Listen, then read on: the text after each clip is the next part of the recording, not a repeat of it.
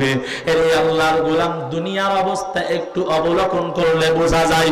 আমাদের থেকে বিজ্ঞান বলতেছে দুনিয়ার থেকে যেই সূর্যটা আমরা দেখতে পাই 9,30,00,000 মাইল দূর, 9,30,00,000 মাইল দূর থেকে সূর্য আমাদের উপরে তাপ দেয়। এরে আল্লাহর গোলাম, এই তাপ আমরা সহ্য করতে পারি না। এমনকি এমন যে অবস্থা এখন চলতেছে, এই গরমের প্রখরতা, এমন অবস্থা মরিয়া যাই ভাব।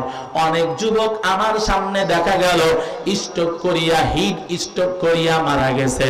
এরে আল্লাহর গোলাম, এই গরম সূর্যটা আমার থেকে কয় কোটি, 9,30,00,000 মাইল দূর।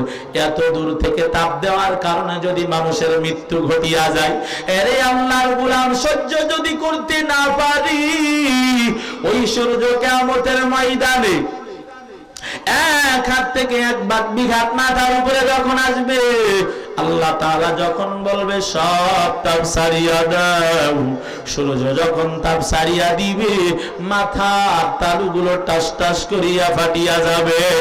এরে আল্লাহর গোলাম, ওই সময় এমন অবস্থা হবে, মাথার তালুগুলো টাস টাস করিয়া ফাটিয়া যাবে, মাথার ঘেলুগুলো ভাতের মারের মতো টকবক টকবক করে ফুটতে থাকবে। মাথার ওই ঘেলুগুলো যখন শরীর দিয়ে বাইয়া পড়বে, আল্লাহর নবী বলেন শরীরের গোশত মোমের মতো গলিয়া যাবে। এরে আল্লাহর গোলাম, সহ্য করতে পারবা না, সহ্য তুমিও করতে পারবা না, আমিও করতে পারবো না। এই জন্য যদি কিয়ামতের ময়দানে আরশে আজিমের নিচে ছায়া পাইতে চান, আল্লাহর নবী বলেন মসজিদের সাথে অন্তরটা লাটকায়া নেন, কাবার মোহাব্বত অন্তরে ঢুকাইয়া নেন।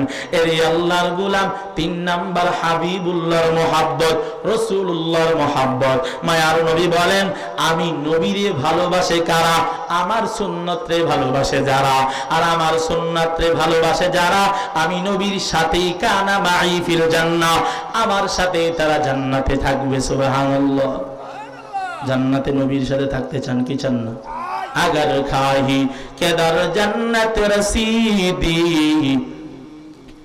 लज़िमगिरी सुन्नते पैगंबरी हुब्बे सुन्नत दाबुवद हुब्बे रसूल मन अहब्बा सुन्नते राकुन कबूल।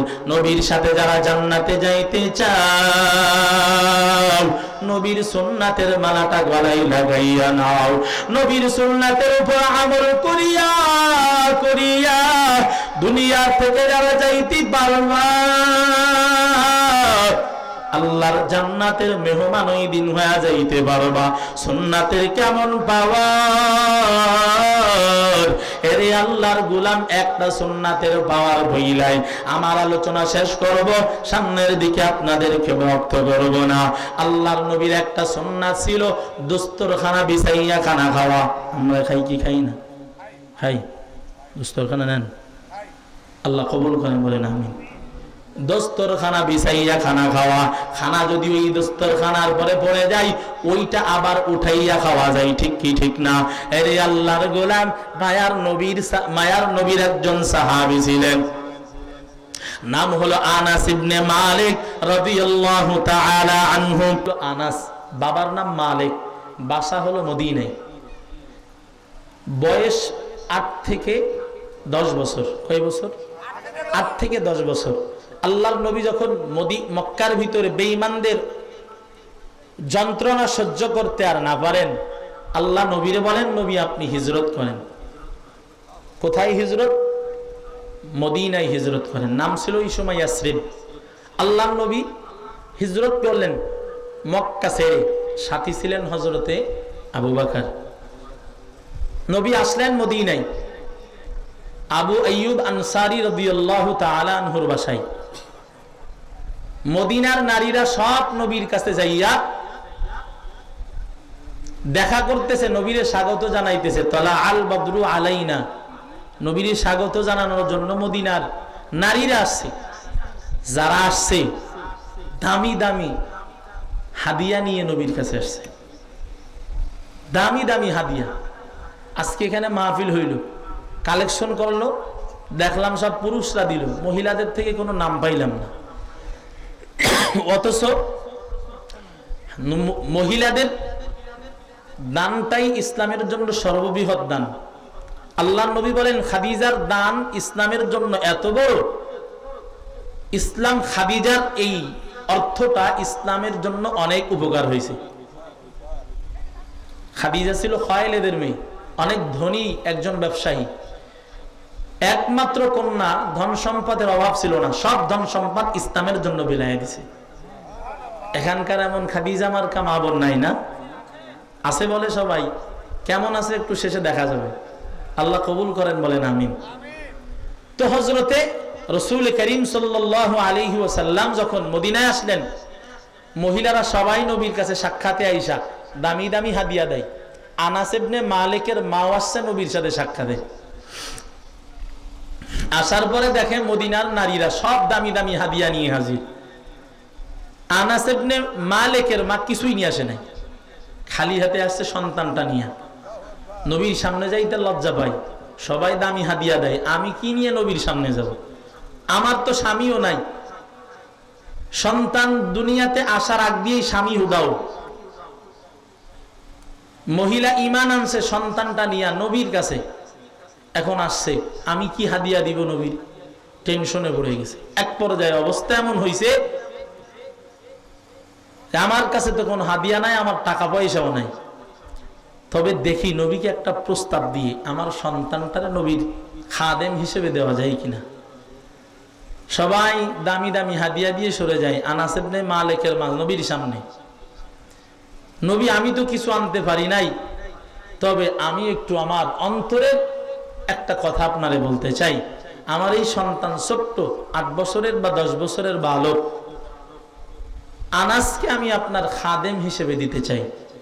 আমার সন্তান তো ভারী কাজ করতে পারবে না, আমার সন্তান হয়তো আপনার মেসওয়াক আগায় দিতে পারবে, হয়তো আপনার এক বদনা অজুর পানি এনে দিতে পারবে, হয়তো আপনার জামাটা একটু এনে দিতে পারবে।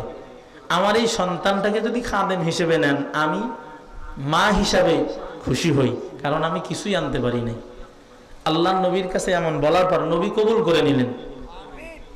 আল্লাহ নবী এমন কবুল করলেন, কোন মানুষ ভালো না খারাপ কেউ যদি যাচাই করতে চাই, তার খাদেমকে যেন জিজ্ঞাসা করা হয়। এলাকার চেয়ারম্যান ভালো না খারাপ, তার খাদেম যে তাকে জিজ্ঞাসা করবেন, সে যেই তথ্যটা দিবে দেখবেন ওই তথ্যটা অনুযায়ী লোকটা ভালো না খারাপ আপনি বুঝতে পারবেন। কাজের মেয়ে যদি বলে, আপনি জিজ্ঞাসা করেন, এ যদি বলে ভালো না খারাপ, এটাও বুঝতে পারবেন লোক ভালো না খারাপ।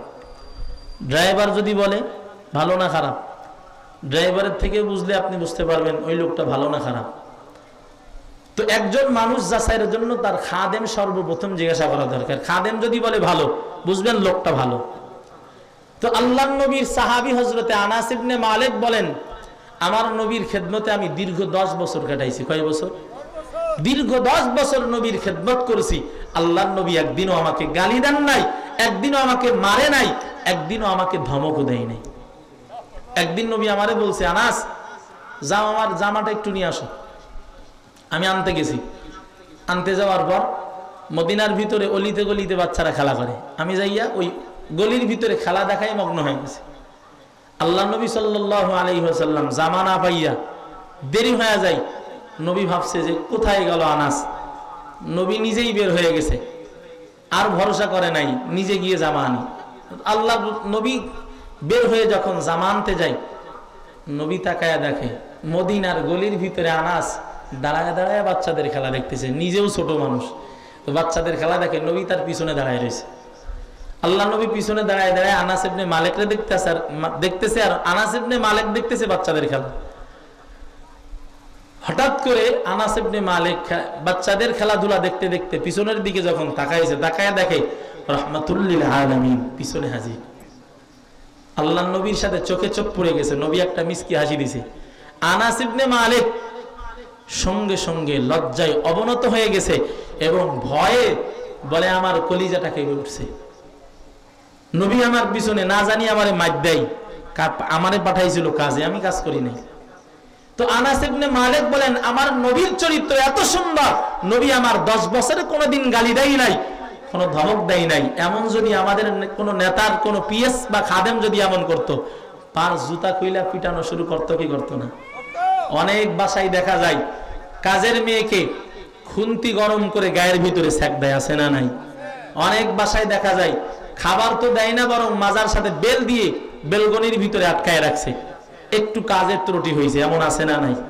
আল্লাহর নবীও ছিলেন একজন এমন মানুষ, কিন্তু তার আচরণ এত সুন্দর। আনাস ইবনে মালিক বলে তার চরিত্র এত সুন্দর, কোনোদিন ধমক দেয় নাই, গালি দেয় নাই, আমার সাথে খারাপ আচরণ কোনোদিন করে নাই। তো আনাস ইবনে মালিক উনি 10 বছর খেদমত করার পর এক সময় রাসূল দুনিয়ার থেকে বিদায় নিয়ে গেছে। তো ওনার কাছে মাঝে মাঝে মানুষ আসতো মাসআলা নেওয়ার জন্য আনাস ইবনে মালিকের কাছে। আনাস ইবনে মালিক মাসআলার জবাব দিতেন। হঠাৎ এক কওম আসছে তার কাছে, যে ও আনাস ইবনে মালিক, আপনার কাছে একটা মাসআলা জানতে আসছি এবং আর একটা কথাও জানতে আসছি। কি মাসআলা আর কি কথা? বলে মাসআলাটা পরের কথা, আমরা একটু জানতে চাই আল্লাহর নবী আপনি 10 বছর খেদমত করছেন, আপনাকে কি কোনো হাদিয়া নবী দেয় নাই?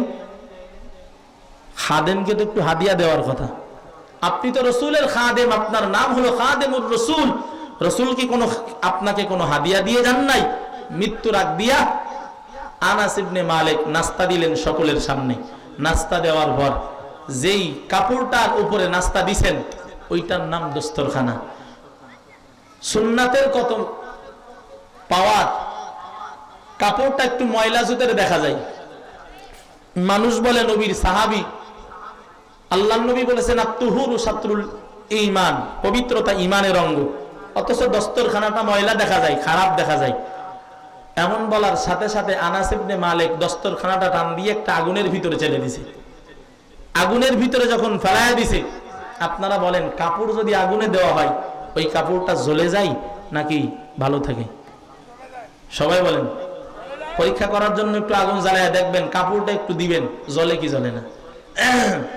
আনাস ইবনে মালিক রাদিয়াল্লাহু আনহু দস্তরখানাটা ময়লা দেখার পরে যখন সবাই বলছে, উনি দস্তরখানাটা নিয়ে আগুনের ভিতরে ছেড়ে দিছে। কিছুক্ষণের ভিতরেই কাপড়টা একেবারে ঝকঝক কাপড়, মনে হয় মাত্র ফ্যাক্টরি থেকে বের হলো, এত চকচকে কাপড় বের হয়েছে। সবাই অবাক হয়ে গেছে। তারা বলতেছে, কবি কবির ভাষায় বলে, কওমে গুফতে আই সাহাবী আজিজ মিনা চুজাদ ওয়া মুনাক্কারাস্তিনিজ। আনাস ইবনে মালিক কাপড়টা যখন আগুনের ভিতরে দিয়া দেয় আর কাপড়টা চকচক চকচক করিয়া আনাস ইবনে মালিকের হাতের ভিতরে পরিষ্কার করিয়া পাঠায়া দেয়। আমরা কাপড় পরিষ্কার করার জন্য সাবান ব্যবহার করি, হুইল ব্যবহার করি, সোডা ব্যবহার করি, অথচ নবীর সাহাবী আনাস এমন কিছু ব্যবহার করে নাই, বরং কাপড়টাকেই ফেলাইয়া দেয় আর কাপড়টা সঙ্গে সঙ্গে একেবারে চকচকে কাপড় আনাস ইবনে মালিকের হাতের ভিতরে হাজির। কওমের লোকেরা ডাক দিয়া দিয়া বলেন, ও নবী সাহাবী, এই কাপড়টা কি কোনো জাদুর কাপড়? এই কাপড়টা আবার কেমন কাপড়?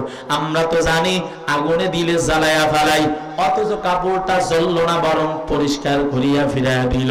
আমরা জানতে চাই এই কাপড়টা কিসের কাপড়? আনাস ইবনে মালিক রাদিয়াল্লাহু তাআলা আনহু বলেন, আপনারা আমার কাছে প্রশ্ন করেছেন, আল্লাহর নবীর মৃত্যুর আগ দিয়া আপনি নবীর খেদমত করেছেন 10 বছর, এই 10 বছরে আপনাকে কি নবী কোনো হাদিয়া দেন নাই? ও এলাকার মানুষ, কওমের লোকেরা, যেই কাপড়টা আমি এখন আপনাদের সামনে নাস্তা দিয়া দস্তরখানা হিসেবে বিছাইয়াছিলাম, এই কাপড়টাই নবীর থেকে পাওয়া কাপড়। এই কাপড়টার উপরে আমার নবী খাবার বিছাইয়া খাবার খাইতেন, এই কাপড়টাই হলো নবীর দস্তরখানা। আল্লাহর নবী মৃত্যুর আগ দিয়া আমাকে তেমন কিছু দেয় নাই, তবে এই দস্তরখানাটা আমারে দিয়া গেছেন। আল্লাহর নবীর এই দস্তরখানের কাপড়টা যখনই ময়লা হয়ে যায়, সুন্নাতের কেমন পাওয়া,